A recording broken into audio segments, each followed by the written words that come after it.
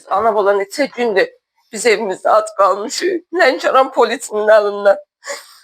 Mən ailə həyatı qurmaya məcbur ediblər, istəmədiyim şəxslərlə, qızımın atası ilə də istəmirdim, məcbur elədilər, ayrıldıq. Sonradan Türkiyə vətəndaşlığı satıblar, qarşılığında yüksək məbləğdə pul alıblar. Ata həyatında böyük bir ev tikilib. Bu günləri o evdə yaşamaya mənə imkan vermirlər. 2013-cü ildə satılmışam. 2025-ci ildə tarixə qədər mən zorakılıq yaşayıram. Türklə bu ailə işə qoşublar polisi.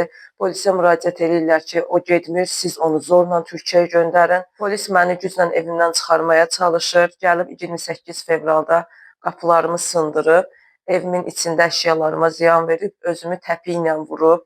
Evimdən qızıl zinət əşyalarımı götürüblər. Muzikalni sentri 1500 dəyərində aparılıb.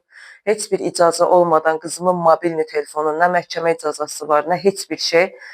Mən buna terror deyərdim. Çox ciddi mənə travma yaşatdılar, xəsarətlər veriblər. Düzdür, mən həkimə müraciət eləmədim, onsuz da polisin əlindədir. Polisdən polisə şikayət eləyə bilməzdim. 2014-cü ildə, il ərzində mənə 1900 manat cərimə qoydurublar. Evdən çıxmazsan sənin gününü belə qarı eləyərik. Mənə qarşı böyük zorakılıqlar olunur. Polis bölməsinə aparırlar, döyə-döyə zorla. Orada saatlarla saxlanma otağında saxlayırlar. Polis təcavüzü yaşayıram, polis zorakılığı yaşayıram.